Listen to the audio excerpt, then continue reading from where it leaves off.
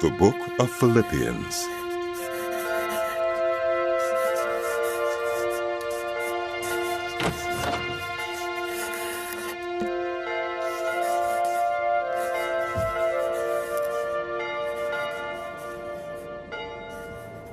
Paul and Timothy, servants of Christ Jesus, to all God's holy people in Christ Jesus at Philippi, together with the overseers and deacons, grace and peace to you from God our Father and the Lord Jesus Christ. I thank my God every time I remember you. In all my prayers for all of you, I always pray with joy because of your partnership in the gospel from the first day until now, being confident of this, that he who began a good work in you will carry it on to completion until the day of Christ Jesus. It is right for me to feel this way about all of you, since I have you in my heart, and whether I am in chains or defending and confirming the gospel, all of you share in God's grace with me. God can testify how I long for all of you with the affection of Christ Jesus. And this is my prayer: that your love may abound more and more in knowledge and depth of insight, so that you may be able to discern what is best, and may be pure and blameless for the day of Christ, filled with the fruit of righteousness that comes through Jesus Christ, to the glory and praise of God. Now I want you to know, brothers and sisters, that what has happened to me has actually served to advance the gospel. As a result, it has become clear throughout the whole palace guard and to everyone else that I am in chains for Christ. And because of my chains, most of the brothers and sisters have become confident in the Lord and dare all the more to proclaim the gospel without fear. It is true that some preach Christ out of envy and rivalry, but others out of goodwill. The latter do so out of love, knowing that I am put here for the defense of the gospel. The former preach Christ out of selfish ambition, not sincerely, supposing that they can stir up trouble for me while I am in chains. But what does it matter? The important thing is that in every way, whether from false motives or true, Christ is preached. And because of this, I rejoice. Yes, and I will continue to rejoice, for I know that through your prayers and God's provision of the Spirit of Jesus Christ, what has happened to me will turn out for my deliverance. I eagerly expect and hope that I will in no way be ashamed, but will have sufficient courage so that now, as always, Christ will be exalted in my body, whether by life or by death.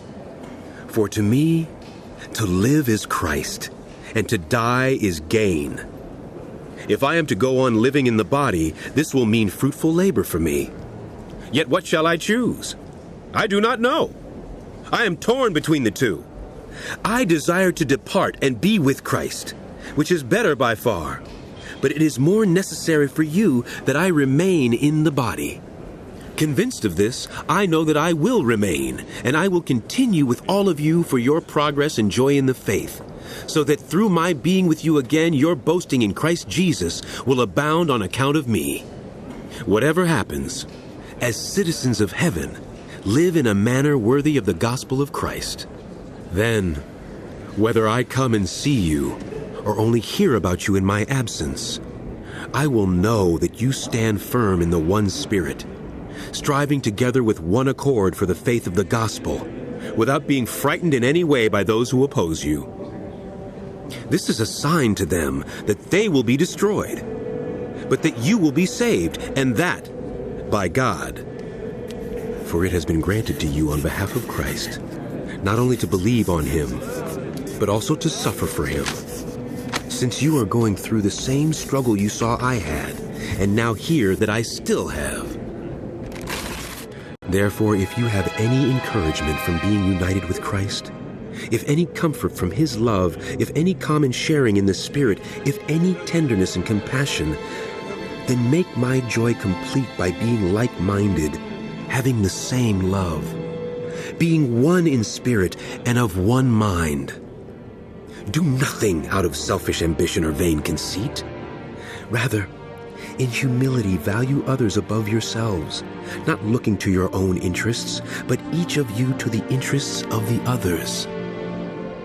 In your relationships with one another, have the same attitude of mind Christ Jesus had, who, being in very nature God, did not consider equality with God something to be used to his own advantage. Rather, he made himself nothing by taking the very nature of a servant, being made in human likeness. And being found in appearance as a human being, he humbled himself by becoming obedient to death, even death on a cross.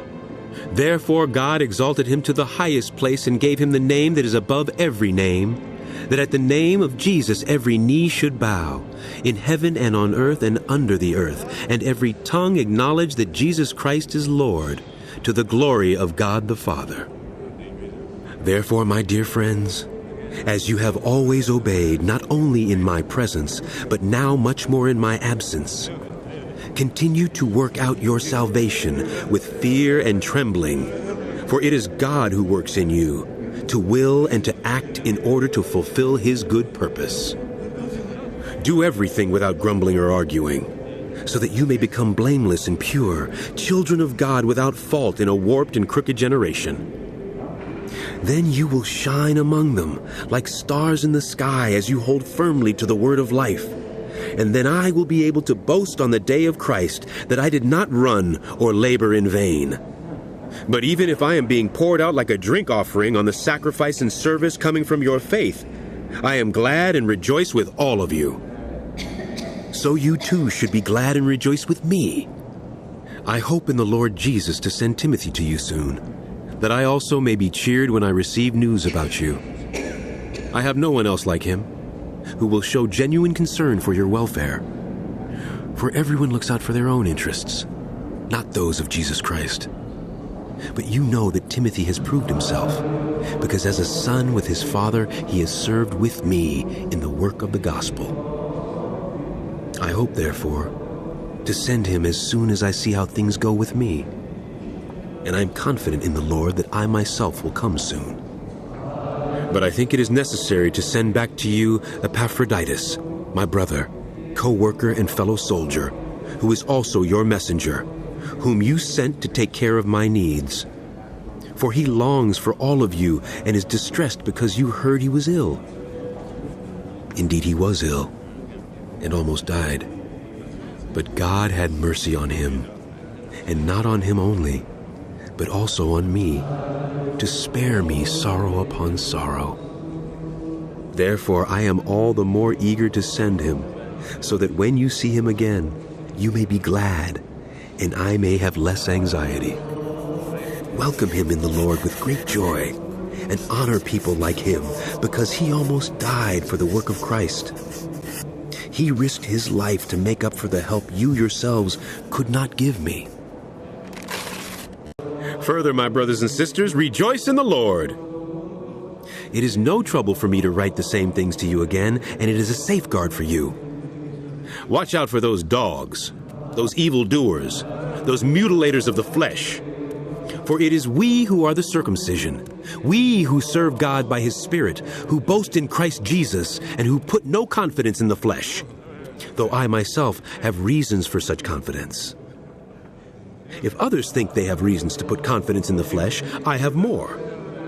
Circumcised on the 8th day, of the people of Israel, of the tribe of Benjamin, a Hebrew of Hebrews, in regard to the law, a Pharisee. As for zeal, persecuting the church. As for righteousness based on the law, faultless. But whatever were gains to me, I now consider loss for the sake of Christ. What is more, I consider everything a loss because of the surpassing worth of knowing Christ Jesus my Lord, for whose sake I have lost all things. I consider them garbage, that I may gain Christ and be found in him, not having a righteousness of my own that comes from the law, but that which is through faith in Christ, the righteousness that comes from God on the basis of faith.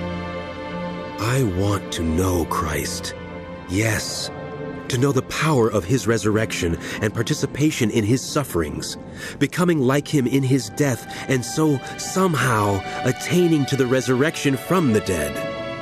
Not that I have already attained all this, or have already arrived at my goal, but I press on to take hold of that for which Christ Jesus took hold of me. Brothers and sisters, I do not consider myself yet to have taken hold of it. But one thing I do, forgetting what is behind and straining toward what is ahead, I press on toward the goal to win the prize for which God has called me heavenward in Christ Jesus. All of us, then, who are mature, should take such a view of things. And if on some point you think differently, that too God will make clear to you. Only let us live up to what we have already attained. Join together in following my example, brothers and sisters, and just as you have us as a model, keep your eyes on those who live as we do. For as I have often told you before, and now tell you again, even with tears, many live as enemies of the cross of Christ. Their destiny is destruction, their God is their stomach, and their glory is in their shame. Their mind is set on earthly things, but our citizenship is in heaven, and we eagerly await a Savior from there, the Lord Jesus Christ, who by the power that enables him to bring everything under his control, will transform our lowly bodies so that they will be like his glorious body. Therefore, my brothers and sisters, you whom I love and long for, my joy and crown, stand firm in the Lord in this way, dear friends. I plead with Euodia, and I plead with Syntyche to be of the same mind in the Lord. Yes, and I ask you, my true companion, help these women, since they have contended at my side in the cause of the gospel, along with Clement and the rest of my co-workers whose names are in the book of life. Rejoice in the Lord always. I will say it again. Rejoice. Let your gentleness be evident to all. The Lord is near. Do not be anxious about anything, but in every situation, by prayer and petition, with thanksgiving, present your requests to God. And the peace of God, which transcends all understanding, will guard your hearts and your minds in Christ Jesus. Finally, brothers and sisters, whatever is true, whatever is noble, whatever is right, whatever is pure, whatever is lovely, whatever is admirable, if anything is excellent or praiseworthy, think about such things. Whatever you have learned or received or heard from me, or seen in me, put it into practice, and the God of peace will be with you. I rejoiced greatly in the Lord that at last you renewed your concern for me. Indeed, you were concerned, but you had no opportunity to show it. I am not saying this because I am in need, for I have learned to be content whatever the circumstances. I know what it is to be in need, and I know what it is to have plenty. I have learned the secret of being content in any and every situation, whether well-fed or hungry, whether living in plenty or in want. I can do all this through him who gives me strength. Yet it was good of you to share in my troubles. Moreover, as you Philippians know, in the early days of your acquaintance with the gospel, when I set out from Macedonia, not one church shared with me in the matter of giving and receiving, except you only. For even when I was in Thessalonica, you sent me aid more than once when I was in need. Not that I desire your gifts. What I desire is that more be credited to your account. I have received full payment and have more than enough. I am amply supplied, now that I have received from Epaphroditus the gifts you sent. They are a fragrant offering, an acceptable sacrifice pleasing to God. And my God will meet all your needs according to the riches of his glory in Christ Jesus. To our God and Father be glory forever and ever. Amen. Greet all God's people in Christ Jesus. The brothers and sisters who are with me send greetings. All the Lord's people here send you greetings, especially those who belong to Caesar's household. The grace of the Lord Jesus Christ be with your spirit. Amen.